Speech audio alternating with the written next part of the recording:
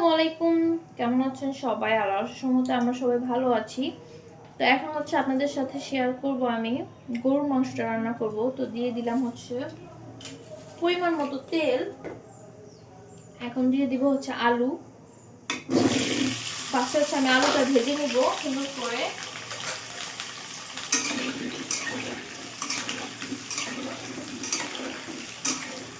তো আমি এখানে কিছু পরিমাণ লবণ দিয়ে দিই।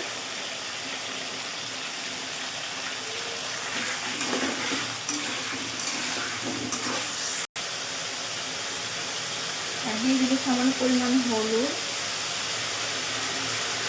একটু কালার আসবে সুন্দর।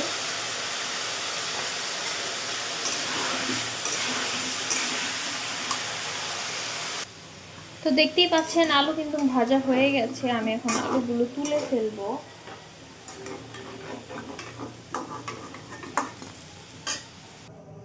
তো এখন হচ্ছে দিয়ে দিব পেঁয়াজ,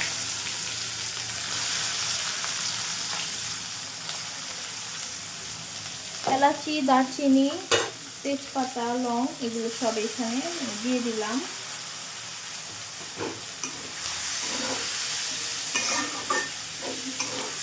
তো পেঁয়াজটা একটু ভাজা ভাজা হোক।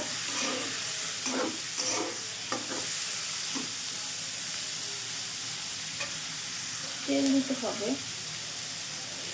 তেলের পরিমাণটা কম হয়ে গেছে। তো এইখানে দেখেন পেঁয়াজটা কিন্তু হালকা হালকা ব্রাউন চলে আসছে। এখন দিয়ে দিচ্ছি পানি পরিমাণ মতো, দিয়ে দিব হচ্ছে লবণ। এখন আমি ভালো করে মশলাটা কষাবো। দিয়ে দিব হচ্ছে এখন গরম মশলা, আদা রসুন বাটা পরিমাণ মতো দিয়ে দিলাম।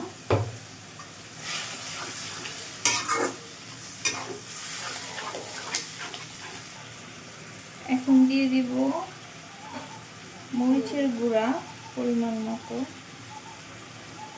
ধনিয়া আর জিরা এখানে অ্যাড করা একসাথে।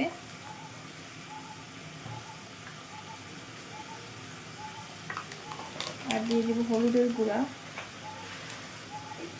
পরিমাণ মতো।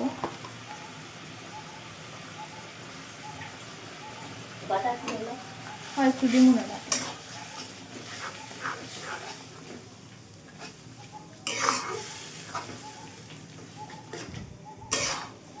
আর এখানে হচ্ছে আম্মু একটু মরিচ বাটছে, একটু মরিচ বাটা দিয়ে দিই ঝাল ঝাল করে, যেন গরু মাংসটা খেতে মজা লাগে। এর জন্য আম্মু বলতেছে একটু শুকনা মরিচ আমি বেটে দিই তোমাদের।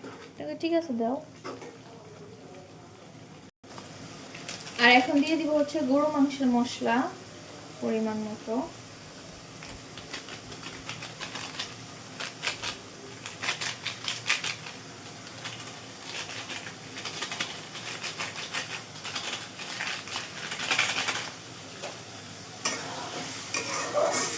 ভালো করে মশলাটা কষাই আর একটু পানি অ্যাড করে দিই।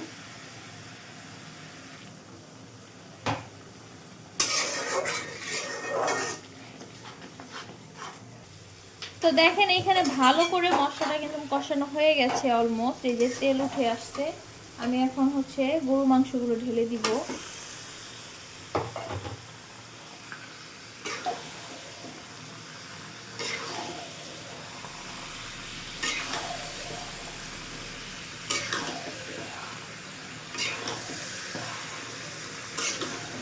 ভালো করে মশলার সাথে গরু মাংসগুলো মিশিয়ে নিই।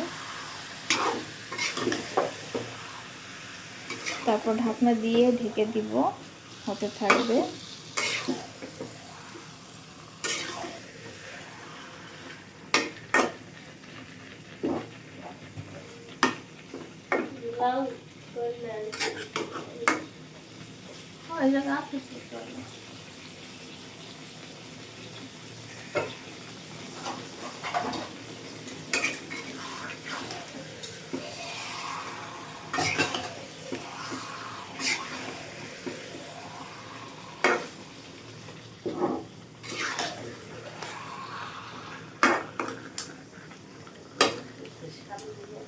হয়।